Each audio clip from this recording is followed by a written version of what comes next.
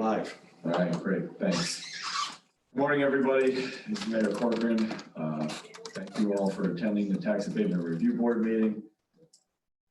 We'll go around the room just to let you guys know who's in the room. Regina, why don't you start off? I'm Regina Mueller. I'm the treasurer. All right, great, thanks. Good morning, everybody. It's Mayor Corcoran. Thank you all. I'm Jeff Armbruster, Safety Service Director, City of North Ridgeville. Brian Moriarty, Law Director. Hi guys, I'm Brian Keller, Treasurer, City of North Ridgeville. Anders Agans, Council Liaison. And then joining us by Zoom, Jason, why don't you start off? Jason Jacobs, North Ridgeville Chamber of Commerce Representative. Okay, and then Roxanne. Roxanne Casario, Superintendent, North Ridgeville City Schools. And Patrick is here too. Yes, Patrick East, Treasurer, North Ridgeville City Schools. Good morning. Morning. And Tara. Tara Pete, Assistant Clerk of Council, City of North Ridgeville. I believe that's everybody, right? Okay, so first item of business, we're going to go right to the minutes from the last Tax Abatement Review Board meeting, which was on December 12th, 2019. Has everybody had a chance to review those minutes?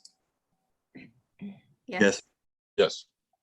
All right, are there any objections to approving those minutes or corrections? No. All right, hearing none, then those minutes are approved.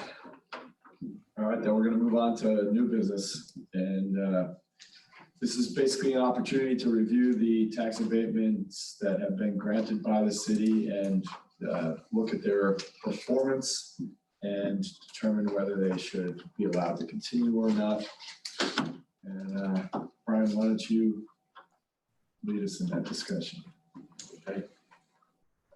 For those of you who are watching online, and just as a quick refresher, the city is in a position to offer abatements to local businesses wishing to move into the city and do new business with the city, or perhaps in some cases there are renovations that may occur, and those property taxes as a result have the chance of being abated pending approval from the Tax Abatement Review Board and also.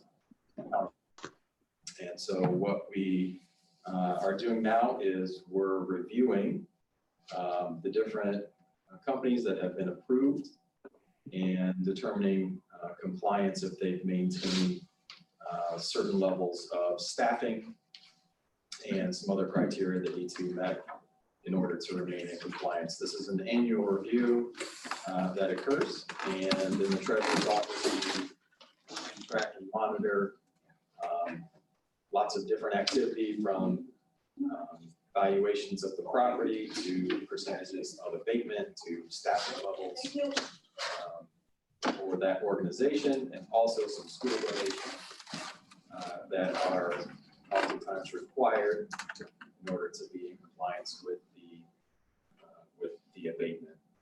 So there are several organizations and companies up for review. So I will start from the beginning of the list that the Treasurer's Office maintains.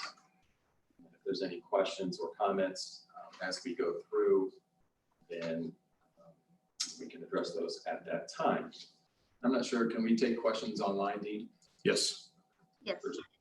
They have maybe a space on YouTube to ask questions if residents are watching. Yes, and Tara's monitoring that. Oh, wonderful. Oh, great technology.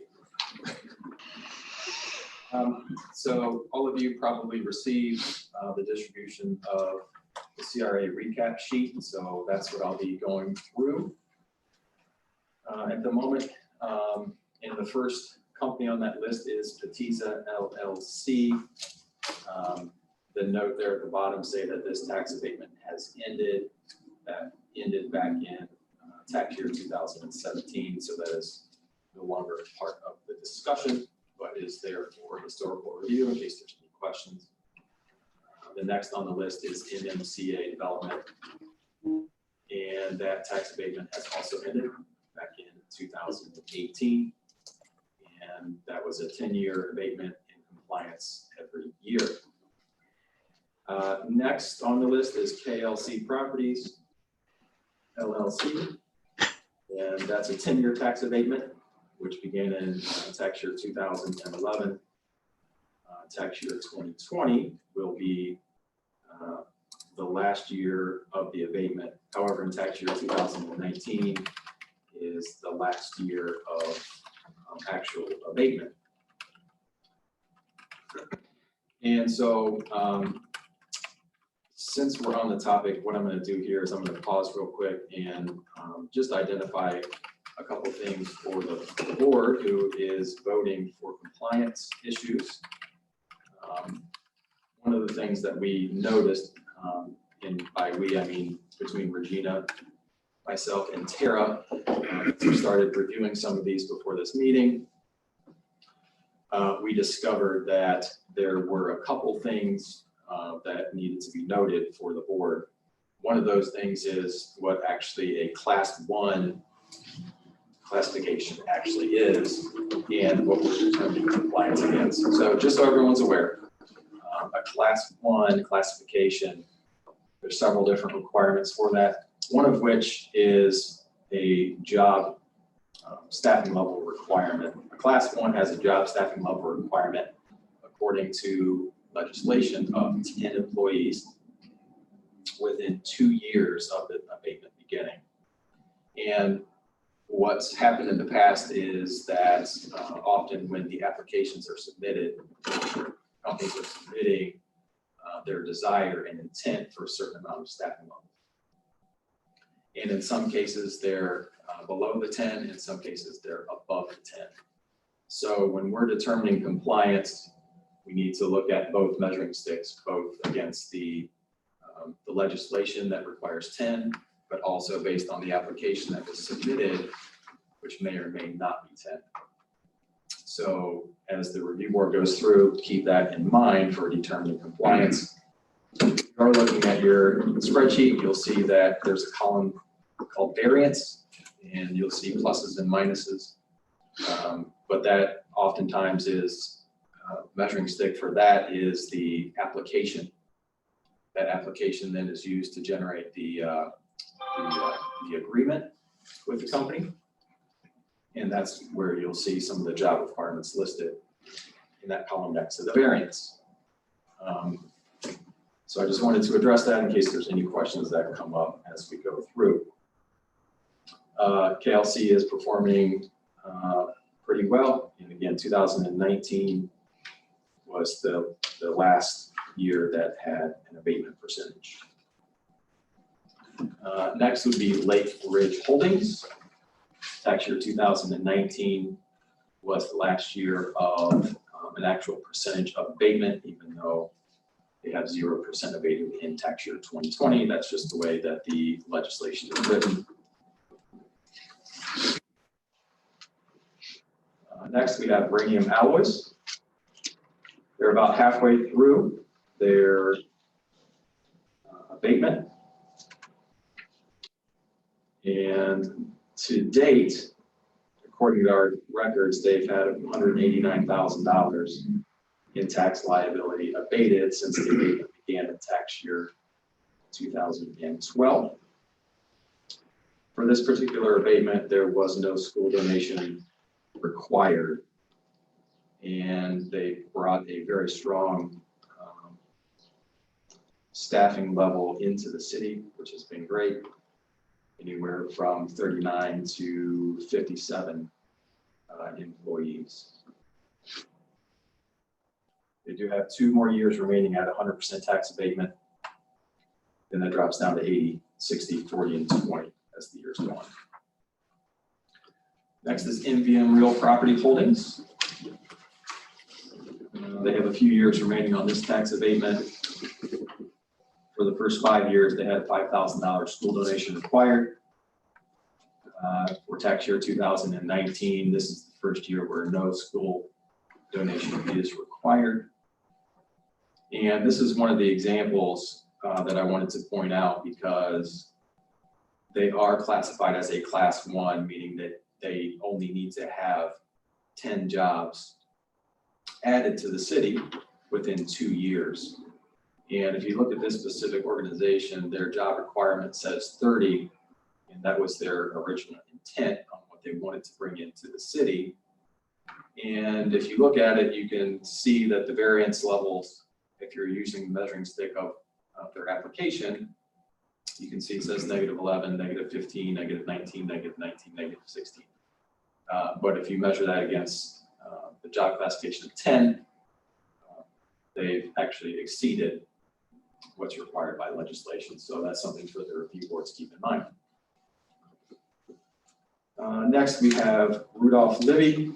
This is the first year, 2019 tax year is the first year that the abatement kick in at 100%. And for this one, it was negotiated that no school donation was required for this tax abatement agreement. They are a class 2 abatement, which means they need to have 50 jobs added to that location, but they have 3 years to do it. So keep that in mind as well.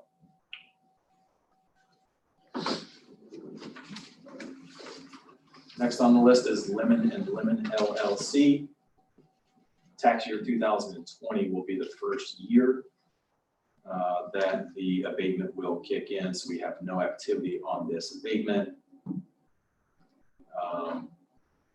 As of January 1st of 2019, they had less than 50% of their structure completed.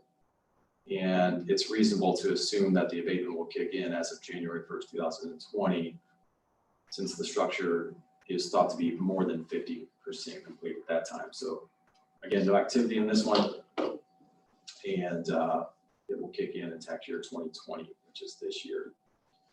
The same thing is true for Progressive North Ridgeville. That's the Avenue of North Ridgeville. And their construction is estimated to be completed in January of 2020. So when the county does their next assessment, they'll determine what percentage is actually completed. Per their agreement, the school donation will be made of 50% of the total tax liability. So this one did not have a specific dollar amount attached to it. It was determined to be 50%. And according to the agreement, that would be made by March 15th. And again, that will start in tax year 2020, which is the year we're in. That's payable in calendar year 2021.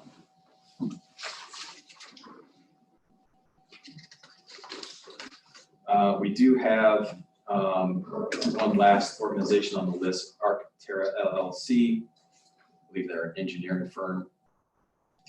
And that one is back on the list after legislation was passed recently.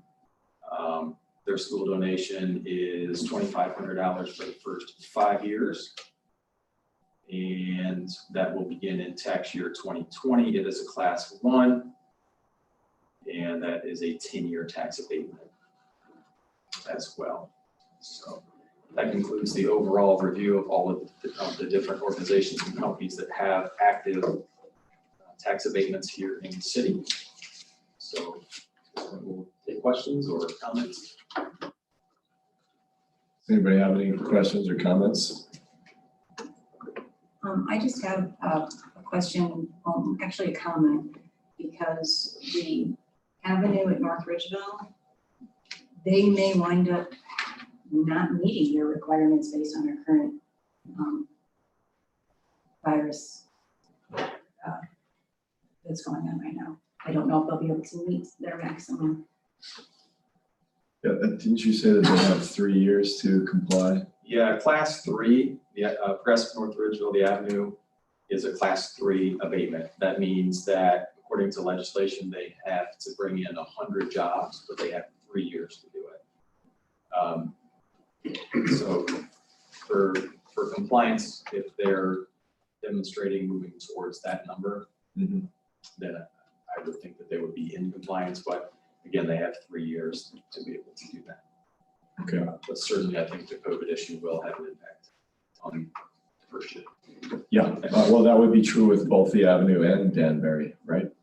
So we'll just have to wait to see how that goes. But your point was that these, several of them start in 2020, but the taxes aren't due until 2021. So they won't make a payment this year. They will make their first payment in 2021, right? Correct. Okay. All right.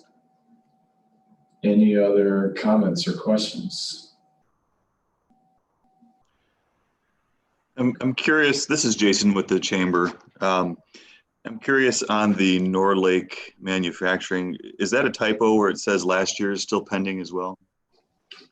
Or? Yeah, my apologies, that is a typo. I did update that before I came to the meeting. But yeah, that's my fault. That's a typo. Okay.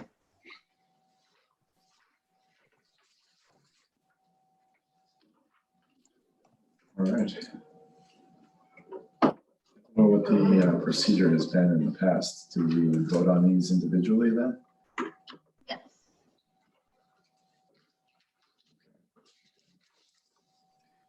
And do we need to vote on the ones that have zero? So they're just gonna go ahead. You only need to vote on the ones that are actually active. Right. Well, those are active, but they're paying zero. So I wasn't sure if we needed to. We'll do those next year. Okay, all right.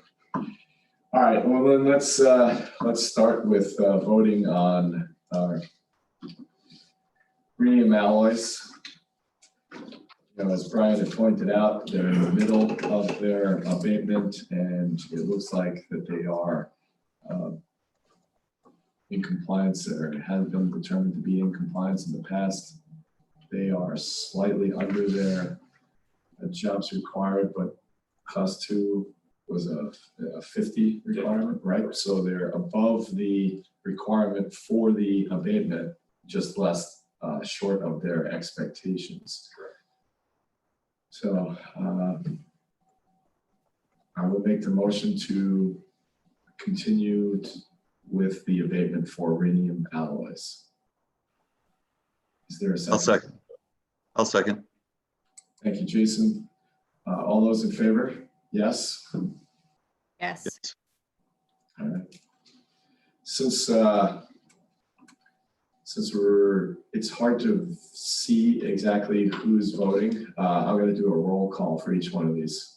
Okay, on that one, it was a yes from everybody. We'll just move forward, but I'll do roll calls from this point forward. All right, next one is Norlake Manufacturing. They, again, are short of their expectations, but meeting the requirement for the abatement for a class 1. I'll make the motion to approve Norlake to continue with their abatement. Is there a second? I'll second. Thank you, Jason. All right, all those in favor, I will say yes. Jason? Yes. Roxanne? Yes. Thank you. That one has been approved as well. All right, moving on now to Rudolph Libby. They're just starting out. Well, they did it last year, but they're, again, a little bit short of their expectations and also the requirement. But as Brian has pointed out, they do have 3 years to meet those numbers. So given that this was, last year was the first year, I will move to approve Rudolph Libby to continue to get their abatement, give them the additional time to meet that requirement. Is there a second? I'll second. Thank you, Roxanne. All right, we'll vote now. Yes from me, Jason, Yes. and Roxanne. Yes. Thank you. Spread these out now, so I'm not sure the exact order. Is Lemon next? All right. Lemon 11, Denver Senior Living. They're getting started this tax year. Payments would not be until next year. And they are unknown as far as employees are concerned. And given the coronavirus situation, we are not exactly sure where their numbers will be at this point. But Since they have 3 years to comply, I will make the motion to allow Lemon and Lemon to continue to receive the abatement. Is there a second? I'll second. Thank you, Roxanne. Now we'll vote. All those in favor, I will vote yes. Jason? Yes. Yes. Roxanne? Roxanne, did you state yes? I said yes. Thank you. All right, that's been approved. Now, moving on to Progressive North Ridgeville, also known as the Avenue. Again, that's starting this year. Payment would be next year, and their jobs, actually, I know they're approved to open, but I don't think there's any activity over there at all. But they do have 3 years to comply, so I will make that motion to allow their abatement request to continue. Is there a second?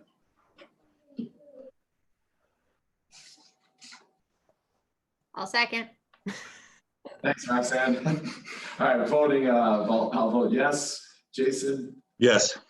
and Roxanne. Yes. All right, that's been approved. And then the last one is Arcterra. Another one that is starting this year, payment next year. And so at this point, I will make the motion to allow that abatement to continue as well. I'll second. All right, and voting, I will vote yes. Jason, Yes. Roxanne. Yes.